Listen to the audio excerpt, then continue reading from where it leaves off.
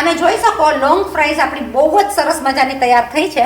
આ ખાવામાં એકદમ જ ટેસ્ટી લાગે, બહુ સહેલી રીતના બની જતી હોય છે. ક્યારે પણ એકદમ જ ક્રિસ્પી થાય.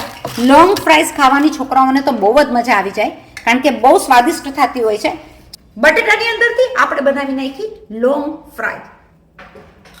ચાલો આપણે કરીએ. નાના તો ખાશે, મોટા ખાશે કે નહીં એની નથી ખબર. બનાવીએ છીએ નાના છોકરાઓ માટે. પણ આ વસ્તુ કેવી થાય છે, ચાલો મારી સાથે જોઈએ રસોડામાં. તમે જોઈ શકો કે આજે આપણા રસોડાની અંદર બીજી બધી તૈયારી સાથે કરતા કરતા લઈ લીધા છે નાસ્તા માટેના બટેટા.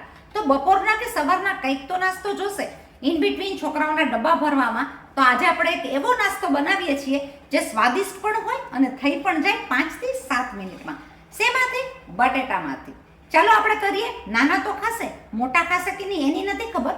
બનાવીએ છીએ નાના છોકરાઓ માટે. પણ આ વસ્તુ કેવી થાય છે, ચાલો મારી સાથે જોઈએ રસોડામાં. આપણે બધા બટેટાની છાલ ઉતારી નાખશું.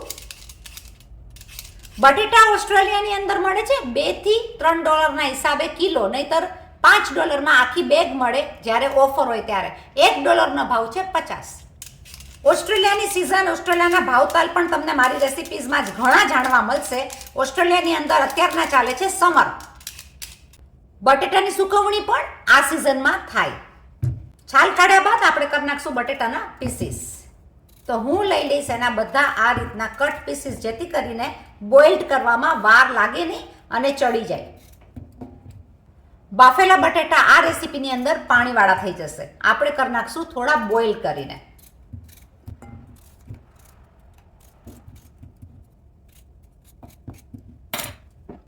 બટેટાને છૂટ પાણીથી ધોઈને એનું સ્ટાર્ચ કાઢી નાખશું. ગરમ પાણીની અંદર આપણે લઈ લેશું આપણા બટેટા કાપેલા. 3 થી 4 મિનિટ આપણે મૂકશું બાફવા. ઢાંકી દેશું ઢાંકણ, જેથી કરીને આપણો સમય પણ બચે અને એની સ્ટીમ પણ અંદર રહે. એ રીતના આપણી બચત પણ થાય. આપણે ઢાંકણું ખોલીને જોઈ લઈએ કે આપણા બટેટા કેવા બફાઈ ગયા છે. તો એકદમ જ સરસ રીતના બફાવા માંડ્યા છે. 2 થી 3 મિનિટની અંદર આ બટેટા આપણા બફાઈ જતા હોય છે અને આ આપણા બટેટા એકદમ સરસ રીતના બફાઈ ગયા છે. ઉકળતા બટેટાને આપણે કરી નાખશું ગેસ બંધ અને ઉકળતા બટેટાને આપણે ગાળી નાખશું ચાયણાની અંદર, જેથી કરીને પાણી એનું સાવ નીતરી જાય. તમે જોઈ શકો બટેટા એકદમ સરસ બફાઈ ગયા છે. વધેલું પાણી તમે ઘણા ઉપયોગમાં લઈ શકો. ઠંડા થયા બાદ તમે નાખી શકો ગાર્ડનમાં. બટેટાને આપણે ખમણી લેશું. આપણે ગ્રેટ કરી નાખશું આપણા બટેટાને ખમણીની અંદર. તમે બાફેલા બટેટા પણ લઈ શકો, પણ બાફેલા બટેટા થઈ જશે પાણીવાળા. એટલે આ પ્રમાણે સ્ટીમ કરેલા બટેટાનું ખમણ બહુ જ સરસ થશે. ચલો, બટેટાનું ખમણ તો તૈયાર થઈ ગયું. આપણે કરી નાખીએ એની અંદર મસાલો. લઈ લઈશું માપથી મીઠું, થોડો એવો સ્વાદ વધારવા માટે ચાટ મસાલો, 1 પિંચ જેટલો આમચૂર પાવડર. લીંબુ નાખશું તો એકદમ ભીનું થઈ જશે, તો આપણે યુઝ કરશું આમચૂર પાવડર. લઈ લેશું મરીનો ભૂકો, 2 ચમચા જેટલું લઈ લેશું કોર્નફ્લાવર. બનાવી નાખશું આનું પૂરણ.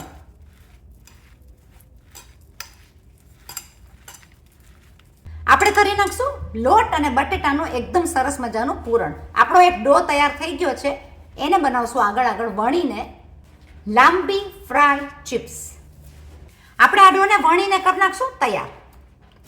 તમારી પાસે આવી કોઈ પણ પ્લાસ્ટિકની ઘરની બેગ હોય તો પણ ઉપયોગમાં લઈ શકો, નહીતર ઝીપલોક બેગને આપણે ઉપયોગમાં લઈ લેશું.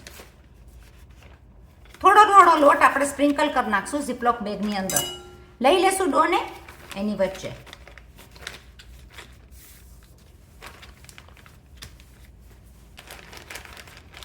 વણી નાખશું બેગની અંદર રોટલીની માફક. છે ને કેટલું સહેલું બનશે કંઈક નવી વસ્તુ. સીધી તાવડામાં જઈને ફ્રાય નહીં થાય. બાફેલા બટેટાની પણ એટલી સરસ વસ્તુઓ બની શકે. ઝીપલોક બેગને કાપીને આપણે લઈ લેશું. ખોલીને તૈયાર કરી નાખશું રોટલો આ પ્રમાણે. એના કરી નાખશું લાંબા પીસીસ.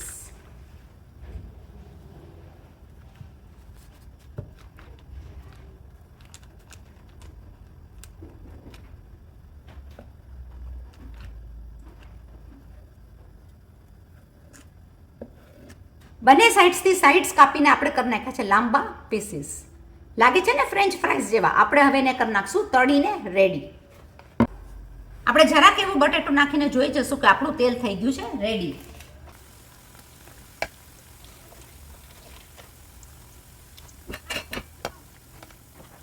લઈ લેશું તાવડામાં બધી આ પ્રમાણે આપણી ફ્રાય. તમે જોઈ શકો કે બધી તળાઈને થઈ જશે તૈયાર આ પ્રમાણે. આ વસ્તુ બનાવેલી છોકરાઓના ડબ્બામાં સરસ લાગે કે બાઇટિંગમાં પણ બહુ જ સરસ લાગે કે તમે સ્ટાર્ટરમાં મૂકો તો એની સાથે સોસીસની સાથે આ વસ્તુ બહુ જ ટેસ્ટી લાગતી હોય છે, કારણ કે આપણે નાખ્યો છે એની અંદર બધો મસાલો. ખાવા દેશું એને હજી બી કડક બ્રાઉન. તમે જોઈ શકો કે આપણી આ લોંગ ફ્રાઈઝ કેટલી સરસ મજાની થઈ ગઈ છે. આ લોંગ ફ્રાય એકદમ સરસ કડક થઈ ગઈ છે, બ્રાઉન પણ થઈ ગઈ છે, ખાવાની આવી જશે મજા. લઈ લેશું એને સોવિયેટની અંદર. જ્યારે પણ તમે પ્લાસ્ટિક કોથળીમાં કે સેલોફિન બેગમાં નાખો ત્યારે જરાક તેલનો હાથ અને લોટનો હાથ જરૂર નાખજો, જેથી કરીને તરત જ ઉખડવા માંડે ફ્રેન્ચ ફ્રાઈઝ. વધેલા સાઈડના ભાગને આપણે વેસ્ટ નહીં જવા દઈએ. આ રીતના આપણે કરીને તળી નાખશું એને પણ. જ્યારે આપણે સર્વિંગ બાઉલમાં લઈએ ત્યારે આવશે એનો અવાજ. થઈ ગઈ છે એકદમ કડક. તમે એની ઉપર ચીલી ફ્લેક્સ પણ નાખી શકો. લઈ લેશું થોડો એવો ચીલી પાવડર.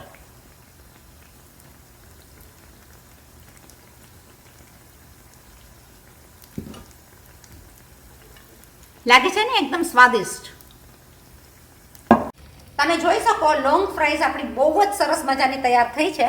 આ ખાવામાં એકદમ જ ટેસ્ટી લાગે, બહુ સહેલી રીતના બની જતી હોય છે. ક્યારે પણ બાફેલા બટેટા કરેલા હોય પણ પ્રેશર કુકરના બટેટા કરતાં તમે બાફીને આ રીતના કરો તો બહુ જ સરસ લાગે.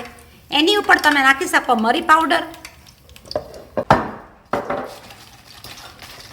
ક્રિસ્પી ક્રિસ્પી ગરમ ગરમ પણ એટલો જ અવાજ આવશે, એકદમ જ ક્રિસ્પી થાય. લોંગ ફ્રાઈઝ ખાવાની છોકરાઓને તો બહુ જ મજા આવી જાય, કારણ કે બહુ સ્વાદિષ્ટ થતી હોય છે. ચીલી ફ્લેક્સ નાખી શકો, ચીલી પાવડર નાખી શકો, મેગી મસાલો નાખી શકો અને મરી પાવડર પણ નાખી શકો. બટેટાની અંદરથી આપણે બનાવી નાખી લોંગ ફ્રાય.